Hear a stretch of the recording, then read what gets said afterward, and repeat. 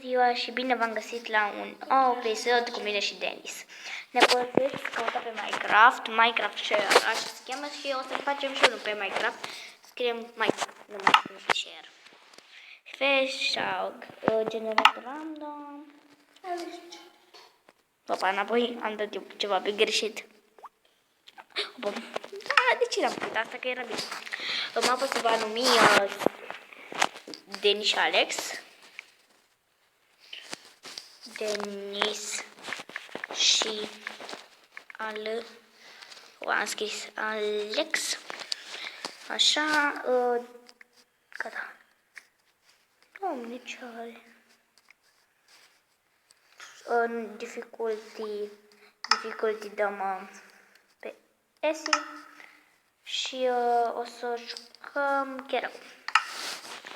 Opa, am dat pe survival. Vreau să facă toate 4 minute. 25 sau cât era. Nu atâta filmăm noi.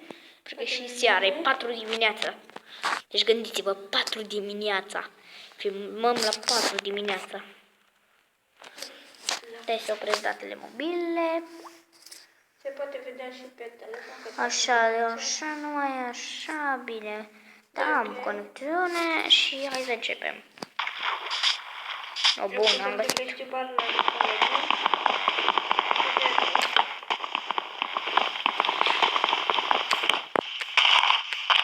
Dacă mai vreți videouri cu pielea și cu astea, să ne spuneți, vom face eu cu colegul Alex. Așa. O să vă scutez de... Stai să scriu ceva. Și am revenit, am spart copacul ăla. Și Denis vrea să-mi instaleze Aptoide și eu nu las.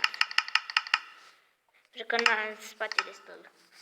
Bun, o să facem bucul. Bun, l-am pus. Și îl facem aici. O să facem prima dată niște bețe. Un târnăcop, un topor. Mai facem niște bețe, o sabie și atât deocamdată. Până atunci, hai să facem o mină.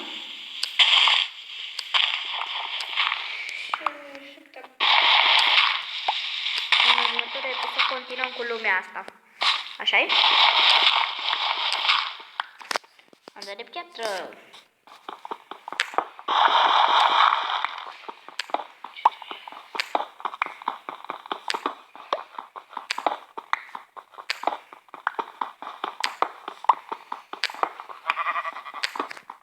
Audio are și vreau să o mor, că mi pot să-mi fie foame. De unde am auzit oare? Văd? Mă gândeam că e o mină făcută. O să dăm saving aici, sper că aici o să ne facem casa. Cum se scrie? Știi tu de survival. Spawn point. Cum se scrie spawn?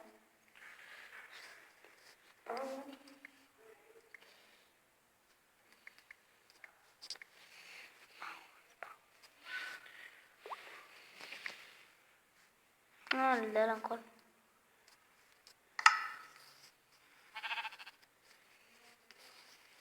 În fine, continuăm. Ne facem un furnator. Deocamdată nu avem nimic să ardem. Bun, v-am scutit de mină. Acum nu vă mai scutesc de nimica. O să-mi fac un ce zici? Îmi fac topor de piatră? Topor de piatră. Cine votează? Eu, da. Topor de piatră. Alex, ai văzut ceva aici? Ce? Acolo mic. Dacă te uiți aici, hai să vezi. Îl vezi acolo? Da. E acolo mic o scrietură. Poate a lui tati. Dar nu contează asta. Contează să se simtă bine Telex. Să inventăm mai nou Minecraft că oaia de carne, ceea ce e foarte, foarte open. Oaia de carne. Nu dădea mai de mult. Să nu-mi zici că nu mi-a dat carne. Băi, și mi-a dat.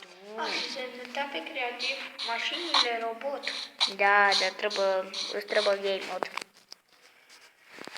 și pun un col. Colegul tău, câte minute?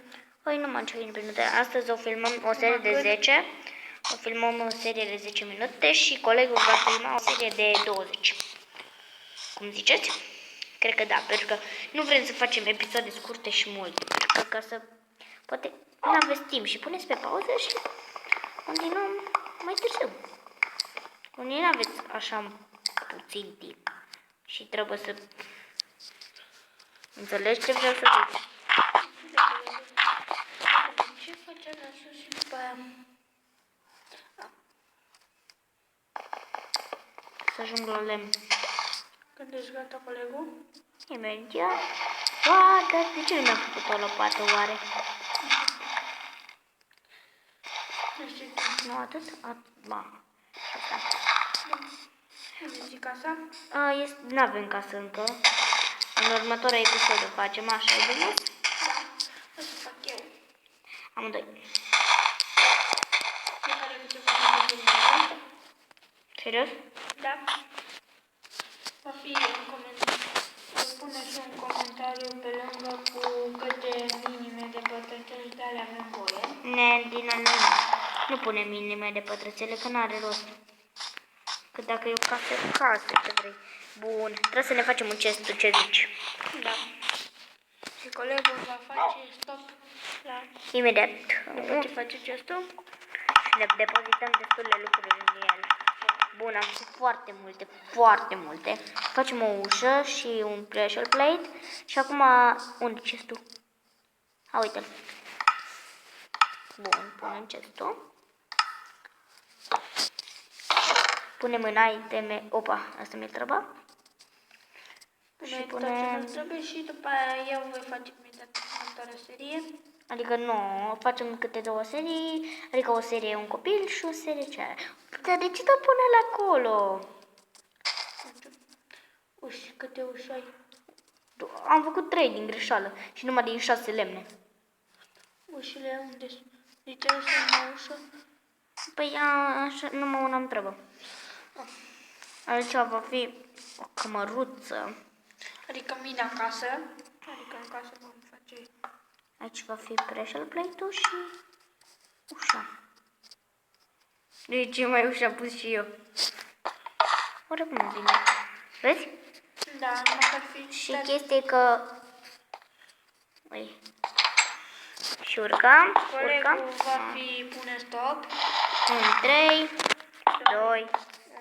La revedere, copii! La revedere.